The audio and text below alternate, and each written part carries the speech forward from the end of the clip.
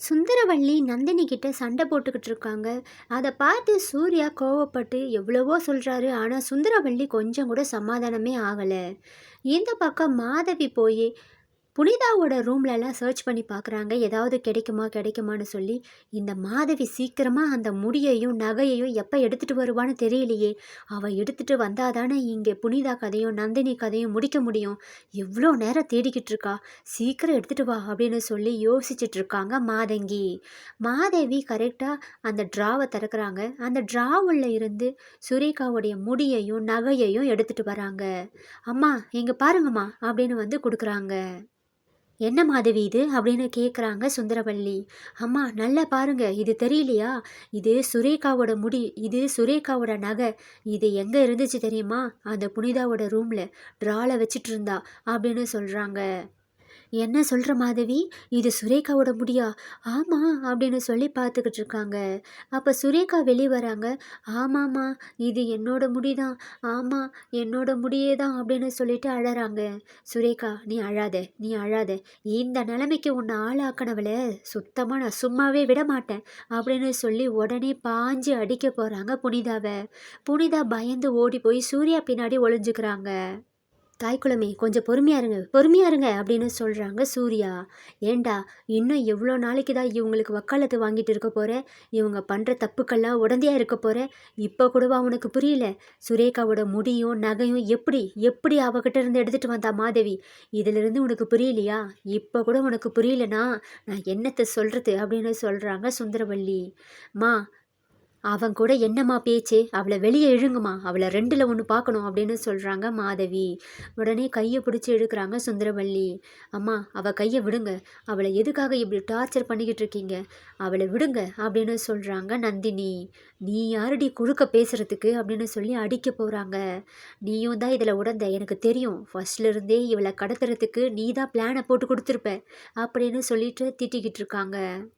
தாய்க்குளமே நான் தான் சொல்கிறேன்ல, ஃபஸ்ட்டில் இருந்தே நந்தினியும் புனிதாவையும் மாட்டி வைக்கிறதுக்காக அந்த குரூப் பிளான் பண்ணியிருக்காங்க. அவங்க தான் இவளுடைய பேக்லேயோ ட்ராலேயோ இதை எடுத்துகிட்டு வந்து வச்சுருக்கணும் அப்படின்னு சொல்கிறாங்க சூர்யா. ஆமாண்டா, நீ சொல்கிற கதையெல்லாம் நான் நம்பிக்கிட்டே இருக்கணுமா? இவங்க சொல்கிறத நீ வேணால் நம்பலாம், நான் நம்ப முடியாதுடா, நம்பவே முடியாது. அதுக்கு நந்தினி சொல்கிறாங்க. அம்மா நாங்கள் 2 பேரும் அங்கே போனது உண்மைதான். எங்கள் முகத்தை சுரேகா அம்மா பார்த்துருக்கலாம். ஆனால் அவங்கள எங்களுக்கு அடையாளம் தெரியல, அதனால தான் அப்போ காப்பாற்ற முடியல. அது மட்டும் இல்லாமல் சுரேகா அம்மா சொன்னாங்கல்ல, அவங்களுக்கு முடியை கட் பண்ணி விட்டது ஒரு பர்தா போட்ட ஒரு முகமுடி போட்ட உருவம், அதுவும் ஒரு பொண்ணு அப்படின்னு சொன்னாங்கல்ல அப்படின்றாங்க நந்தினி. ஆமாண்டி அப்படி தான் சொன்னான், என்ன இப்போ அதுக்கு அப்படின்றாங்க சுந்தரவள்ளி. அவங்க மட்டும் முகமுடி போட்டு வந்திருக்காங்க, எங்களை மட்டும் முகமூடி போடாமல் அனுப்பியிருக்காங்க. இதிலிருந்தே உங்களுக்கு புரியலையா? ஒருவேளை நாங்கள் கடத்திருந்தாலும் நாங்கள் முகமூடி போட்டுட்டு தானே போயிருப்போம். நாங்கள் எதுக்காக முகமூடி போடாமல் நேராக சுரேகா அம்மாவை போய் பார்த்துருக்கணும்? நாங்களே போய் வழியை போய் மாட்டிக்குவோமா? இதிலிருந்தே உங்களுக்கு புரியலையா அப்படின்னு சொல்கிறாங்க நந்தினி. டேய் இதெல்லாம் நீ பண்ணுற பிளானுடி, இப்படி பேசுகிறதுக்காக இதெல்லாம் நீ ஏற்கனவே பக்காவாக ரெடி பண்ணி வச்சுருக்க, அதனால தான் நீ முகமூடி போடாமல் போட்டிருக்க அப்படின்னு சொல்கிறாங்க சுந்தரவள்ளி. அம்மா நான் எது சொன்னாலும் எதனா ஒன்று சொன்னீங்கன்னா நான் என்னம்மா பண்ண முடியும்? எங்கள் மேலே தப்பே கிடையாது, அவ்வளோதான் என்னால் சொல்ல முடியும் அப்படின்னு சொல்லிட்டு கோச்சிக்கிட்டு போகிறாங்க.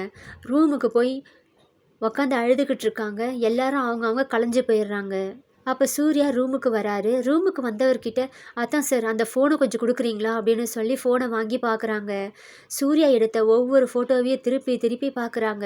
ஏதாவது கிடைக்குமா ஏதாவது கிடைக்குமா அப்படின்னு சொல்லிட்டு பார்த்துக்கிட்டு இருக்காங்க. அதில் ஒரு ஃபோட்டோவில் மாதங்கியோட ஒரு ட்ரெஸ்ஸு காய போட்டிருக்காங்க. அது நல்லாவே தெரியுது. இந்த ட்ரெஸ்ஸை நம்ம எங்கேயோ பார்த்துருக்குமே அப்படின்னு சொல்லி யோசித்து பார்க்குறாங்க. அப்புறம் அதை மாதங்கி யூஸ் பண்ண ட்ரெஸ்ஸுன்னு சொல்லி ரெகனைஸ் பண்ணிடுறாங்க. அப்படியே அடுத்தடுத்த ஃபோட்டோ திருப்பி பார்த்துக்கிட்டே வராங்க. அதில் மாதங்கியோட ஒரு ஃபோட்டோவும் மாட்டுது.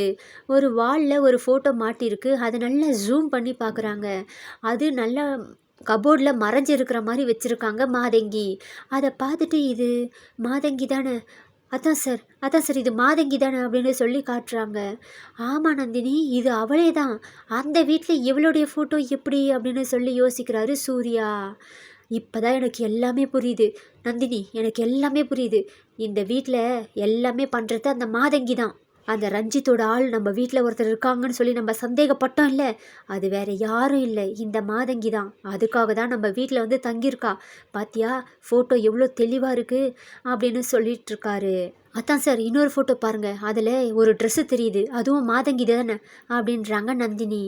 ஆமாம் நந்தினி, ஆமாம். இதை விட பெரிய க்ளூ நம்மளுக்கு தேவையே இல்லை, வா முதல்ல போய் இதை போலீஸ்கிட்ட சொல்லலாம் அப்படின்னு சொல்கிறாங்க சூர்யா. அதான் சார், முதல்ல இதை அம்மா கிட்ட சொல்லலாம். சுந்தரவள்ளி அம்மா தான் எங்களை தப்பாக நினச்சிட்ருக்காங்க. அவங்கக்கிட்ட முதல்ல நாங்கள் யாருன்னு சொல்லணும், அந்த மாதங்கி யாருன்னு சொல்லணும், வாங்க அப்படின்னு சொல்லி கூட்டிகிட்டு போகிறாங்க கையை பிடிச்சி இழுத்து.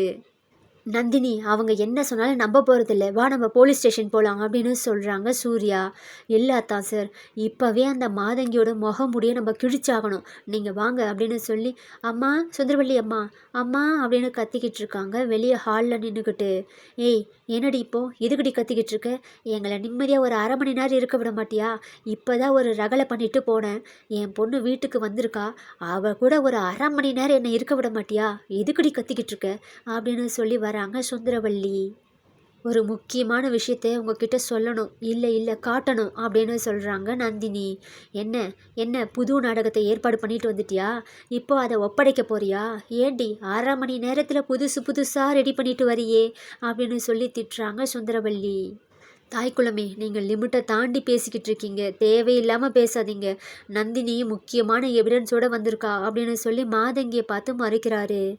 என்ன தேவு, ஏவன் என்னை பார்த்து மறைக்கிறானே, ஏதாவது கண்டுபிடிச்சிருப்பானோ அப்படின்னு சொல்லி யோசிக்கிறாங்க மாதங்கி.